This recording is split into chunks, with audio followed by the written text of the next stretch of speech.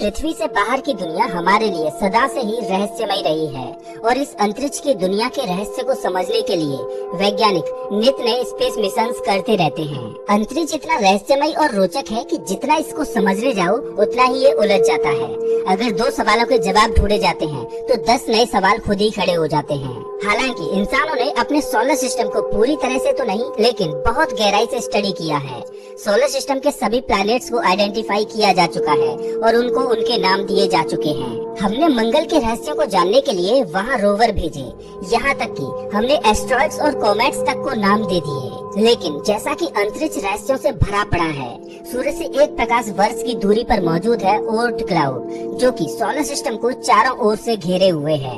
लेकिन ये अंत नहीं है। एक रिसर्च में ये पता चला है कि हमारा सोलर सिस्टम एक बहुत बड़े बबल के अंदर कैद है, जो कि 1000 प्रकाश वर्ष में फैला हुआ है और हमारा सूर्य इस बबल के ठीक सेंटर में मौजूद है। साल 1977 में सोलर सिस्टम के बाहरी प्लैनेट्स को समझने के लिए वॉयेजर 1 और वॉयेजर 2 को लॉन्च किया गया। दोनों ही वॉयेजर्स को अलग अलग पाथ और अलग अलग डेस्टिनेशन के लिए लॉन्च किया गया। आज हम अपने सौर मंडल के बारे में जो भी जानते हैं, उनमें सबसे बड़ा योगदान इन वॉयेजर्स का ही रहा है। ये वॉयेजर्स पर्सनली उन जगहों पर पहुंचे हैं जहां किसी इंसान का जाना असंभव था। वैज्ञानिकों को इन वॉयेजर्स के द्वारा भेजे गए डेटा से पता चला कि जैसे जैसे वॉयेजर्स आगे बढ़ते गए, वैसे वैसे अंतरिक्ष का घनत्व यानी कि डेंसिटी कम होती गई। जब सूर्य से ज्यादा दूर जाने पर रोशनी खत्म होती है तो एक पॉइंट ऐसा आता है जब डेंसिटी भी खत्म हो जाती है। लेकिन आगे चलकर वॉयेजर 2 ने जो डेटा भेजा उसने सबको हैरान कर दिया, क्योंकि एक पॉइंट पर पहुंचने के बाद अंतरिक्ष का घनत्व कम होने की बजाय रहस्यमय ढंग से बहुत तेजी से बढ़ने लगा। इससे पहले ऐसा माना जाता था कि इंटरस्टेलर स्पेस में पूरी तरह वैक्यूम होता है, लेकिन ये सही नहीं है। दरअसल स्पेस में छोटे छोटे पार्टिकल्स जैसे कि इलेक्ट्रॉन, प्रोटॉन्स घूमते रहते हैं, लेकिन इनकी डेंसिटी बहुत बहुत ज्यादा लो होती है। ये प्रोटॉन और इलेक्ट्रॉन सूर्य से निकले रेडिएशन की वजह से अंतरिक्ष में बिखरे हुए होते हैं। अंतरिक्ष में इनकी डेंसिटी इतनी लो होती है कि 1 क्यूबिक सेंटीमीटर जितने एरिया में महज 3 से 10 पार्टिकल्स मौजूद होते हैं, जो ये दर्शाता है कि अंतरिक्ष पूरी तरह से तो खाली नहीं है। सूर्य की वजह से ये पार्टिकल्स अंतरिक्ष में फैले हुए हैं, तो सूर्य से दूर जाने पर इन पार्टिकल्स की पर क्यूबिक सेंटीमीटर में संख्या कम होती जाती है और सौर मंडल की बाहरी बाउंड्री पर पहुंचकर एक पॉइंट ऐसा आता है कि वहां पर इन कणों की डेंसिटी समाप्त हो जाती है। और जिस पॉइंट पर ये डेंसिटी समाप्त होती है, वैज्ञानिकों ने उस सीमा को हीलियोपोज नाम दिया है। दरअसल हीलियोपोज वो जगह होती है जहां सूर्य से निकलने वाली सोलर विंड्स की वेलोसिटी 0 हो जाती है। अब हीलियोपोज की बाउंड्री सौर मंडल के चारों ओर मौजूद है। वैज्ञानिक सूर्य और हीलियोपोज के बीच की जगह को हीलियोस्फीयर कहते हैं। इसी हीलियोस्फीयर के अंदर हमारे सौर मंडल की हर एक चीज समाई हुई है। सभी ग्रह, उनके चंद्रमा, एस्ट्रॉइड्स सभी इसी हीलियोस्फीयर के अंदर बंद हैं। हीलियोस्फीयर एक तरह का बबल है जिसके अंदर हमारा सोलर सिस्टम मौजूद है और हीलियोपोज की इस बाउंड्री पर पार्टिकल्स की डेंसिटी 0.002 पार्टिकल्स पर क्यूबिक सेंटीमीटर है। लेकिन जब वॉयेजर 2 ने हीलियोपोज की इस बाउंड्री को पार कर इंटरस्टेलर स्पेस में प्रवेश किया तो डेंसिटी बढ़कर 0.037 पार्टिकल्स पर क्यूबिक सेंटीमीटर हो गई। इससे पहले वैज्ञानिकों ने अनुमान लगाया था कि इंटरस्टेलर स्पेस में पार्टिकल्स की डेंसिटी 0.037 पार्टिकल्स पर क्यूबिक सेंटीमीटर होगी और वॉयेजर 2 के इंटरस्टेलर स्पेस में प्रवेश करने के बाद उनका ये अनुमान बिल्कुल सही निकला। लेकिन जब वॉयेजर 2 और आगे बढ़ा तो इंटरस्टेलर स्पेस में पार्टिकल्स की डेंसिटी बढ़कर 0.12 पार्टिकल्स पर क्यूबिक सेंटीमीटर हो गई और ऐसा वैज्ञानिकों ने अनुमान नहीं किया था। अब सवाल ये आता है कि इंटरस्टेलर स्पेस में प्रवेश करते ही पार्टिकल्स की डेंसिटी क्यों बढ़ गई?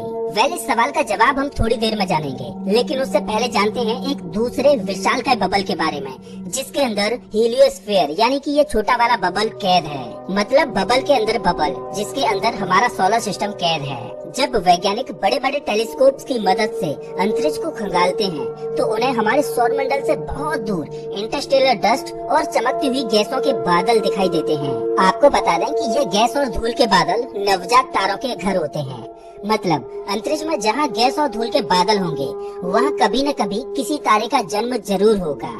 इन गैस और धूल के बादलों को हम तारों की नर्सरी कह सकते हैं। पिछली सदी के 70s और 80s के दौर में जब वैज्ञानिकों ने अंतरिक्ष को खंगाला तो उन्होंने एक चीज पर गौर किया कि ब्रह्मांड में हर जगह पर ये गैस और धूल के बादल मौजूद हैं। लेकिन हमारे सौर मंडल के आसपास का कई प्रकाश वर्ष का एरिया एकदम खाली पड़ा है और हमारा सोलर सिस्टम इस वीरान एरिया के एकदम सेंटर में मौजूद है।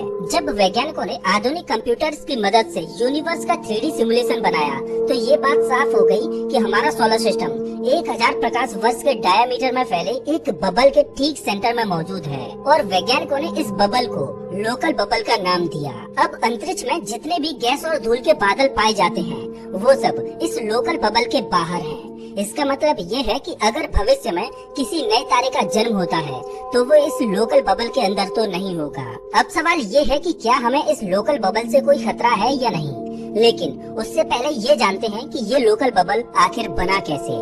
वैज्ञानिक मानते हैं कि अभी से कुछ मिलियन साल पहले करीब 15 तारों में कुछ सालों के अंतराल में ही सुपरनोवा विस्फोट हुए।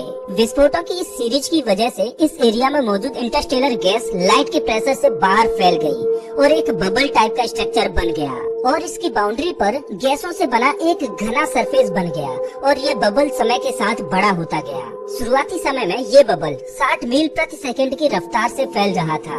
हालांकि इस बबल के फैलने की रफ्तार में अब कमी आ चुकी है और अभी के समय में ये बबल 4 मील प्रति सेकंड की रफ्तार से फैल रहा है।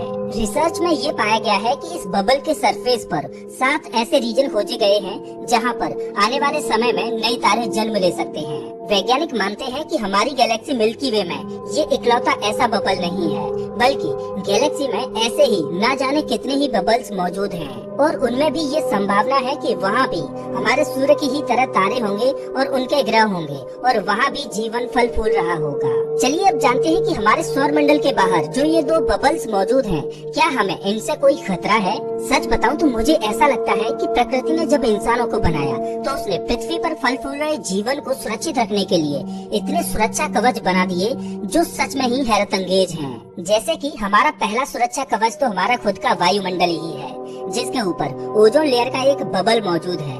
ओजोन लेयर सूर्य से आने वाले खतरनाक रेडिएशन से हमारी रक्षा करती है और वहीं पृथ्वी की एक अदृश्य ढाल और भी है जो है पृथ्वी का मैग्नेटिक फील्ड, जो सोलर विंड्स और चार्ज पार्टिकल से हमारी रक्षा करता है। और उसके बाद हमारे सोलर सिस्टम के बाहर ही एक बबल मौजूद है, हीलियोस्फीयर, जो कि बाहरी अंतरिक्ष से आने वाले हाई एनर्जी रेडिएशन को सोलर सिस्टम में प्रवेश करने से रोकता है।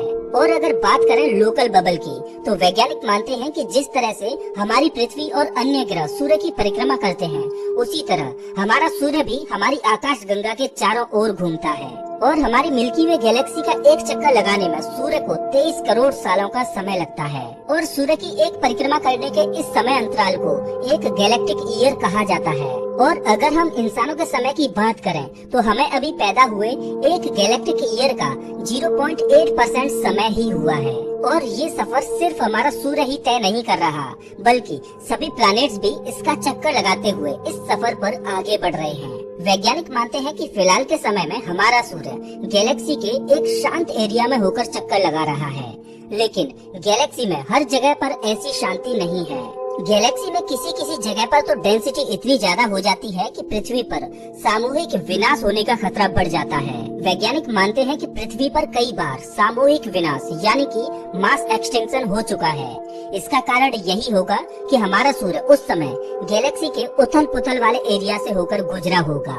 जब सूर्य गैलेक्सी के उथल पुथल वाले हिस्से से होकर गुजरा है, तब पृथ्वी पर महाविनाश हुआ है। लेकिन फिलहाल के समय में सूर्य एक शांत जगह से होकर गुजर रहा है और इसका कारण है लोकल बबल, जिसने सौर मंडल के चारों ओर 1000 प्रकाश वर्ष में इतनी शांति बनाए रखी है। दोस्तों, वैज्ञानिक मानते हैं कि ये लोकल बबल हमेशा ऐसे ही नहीं रहने वाला, बल्कि समय के साथ इसकी बाउंड्रीज कमजोर होती जा रही हैं और एक समय ऐसा आएगा कि ये बबल पूरी तरह से गायब हो जाएगा। लेकिन ऐसा होने में अभी करोड़ों सालों का समय लगेगा। फिलहाल तो हम अंतरिक्ष के एक शांत माहौल से होकर गुजर रहे हैं, तो हम सुरक्षित हैं। चलिए अब जानते हैं कि हीलियोपोज के बाद इंटरस्टेलर स्पेस की डेंसिटी क्यों बढ़ जाती है। दरअसल हीलियोस्फीयर की बाउंड्री पर सोलर प्लाज्मा इंटरस्टेलर प्लाज्मा से टकराता है, जिस वजह से वहाँ पर डेंसिटी बढ़ जाती है और एक बबल बन जाता है जिसे हीलियोस्फीयर कहा जाता है, जिससे अंतरिक्ष से आने वाले high energy cosmic particles solar system में प्रवेश नहीं कर पाते। दोस्तों, हम बहुत लकी हैं कि प्रकृति ने हमें इतने सुरक्षा कवच प्रदान किए। तो दोस्तों इस वीडियो में बस इतना ही। वैसे आप हमारा ये वीडियो कौन से शहर से देख रहे हो हमें कमेंट करके जरूर बताएं। अगर आपको ये वीडियो अच्छा लगा हो तो इसे लाइक करें और ऐसे ही वीडियोज के लिए चैनल को सब्सक्राइब करें, साथ ही बेल आइकन दबाएं।